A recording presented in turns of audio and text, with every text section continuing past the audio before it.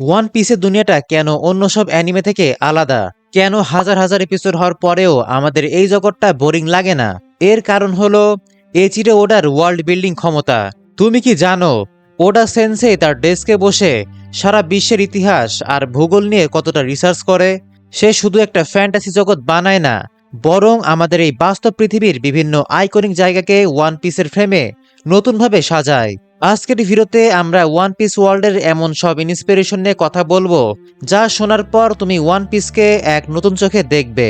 আমরা শুধু আইল্যান্ডগুলো দেখব না, বরং জানবো সেগুলোর পেছনে থাকা হাজার বছরের পুরনো ইতিহাস আর ওডা সেন্সের মাস্টারপিস প্ল্যানিং সম্পর্কে। So let's start the video. Alabasta. শুরুতেই আসা যাক গ্র্যান্ড লাইনের প্রথম ভাগের সবচেয়ে বড় আর্ক আলাবাস্টার কথায়। ওপর থেকে দেখলে মনে হয় এটি শুধু মিশরের মরুভূমি, কিন্তু যদি তুমি একটু গভীরে তাকাও তাহলে দেখবে ওটা এখানে কতগুলো দেশের সংস্কৃতিকে এক করেছে। প্রথমে কথা বলি ক্রোকোডাইলের ক্যাসিনো রেইন ডিনার্স নিয়ে। এটি কিন্তু আমেরিকার লাস ভেগাসের বিখ্যাত লুক্সার হোটেলের হুবহু প্রতিচ্ছবি।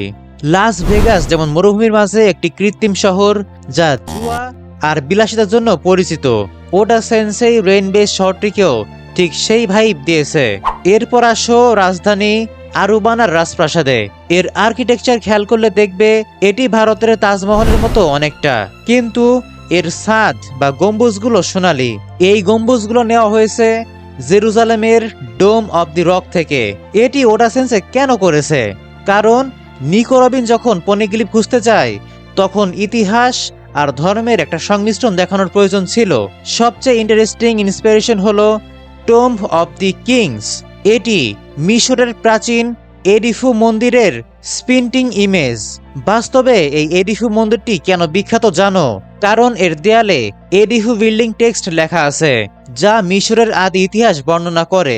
ঠিক যেমন আলাবাস্তার এই সমাধিতে পনিগ্লিফ লুকানো ছিল, ওডা সেন্সে এমনকি ডেভিল ফ্রুটসের শক্তিতেও মিশরীয় ছোঁয়া রেখেছে।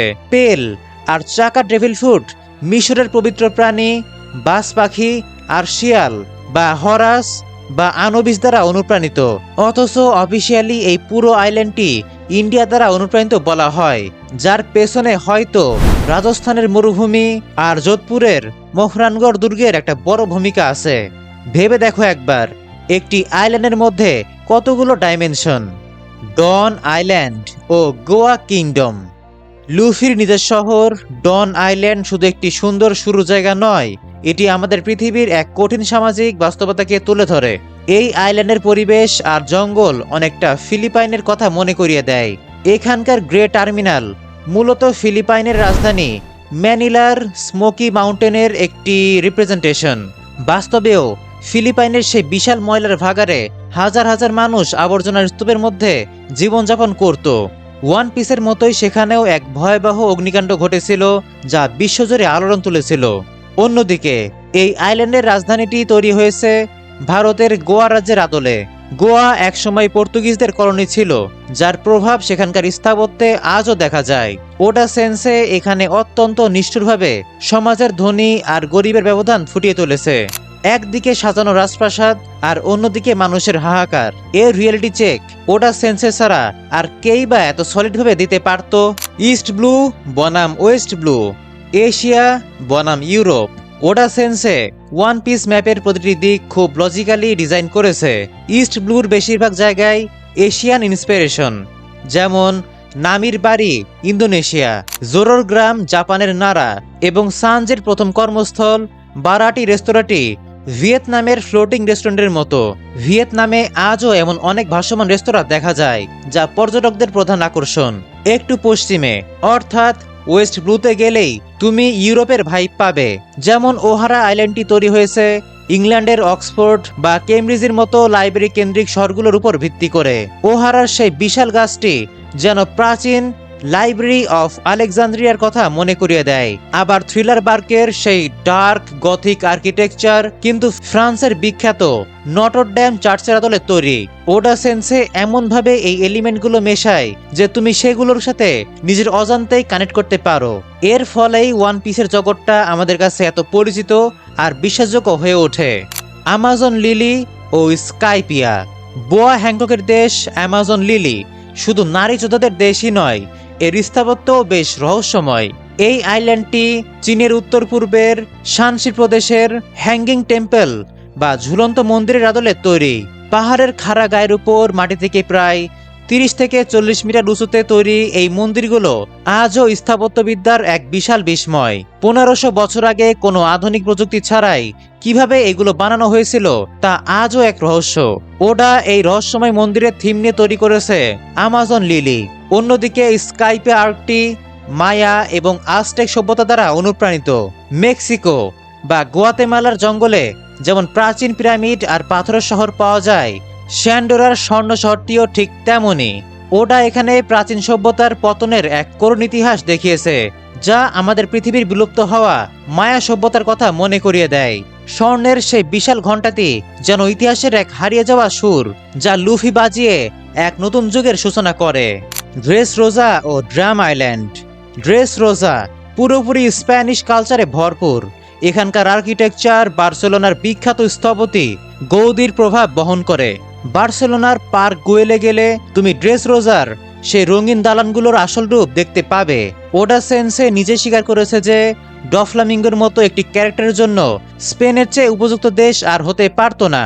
এমনকি ডন কিহোতে ডফলামিঙ্গোর ক্যারেক্টারটির নামও নেওয়া হয়েছে বিখ্যাত স্প্যানিশ ফিকশন ডন কিহোতে থেকে।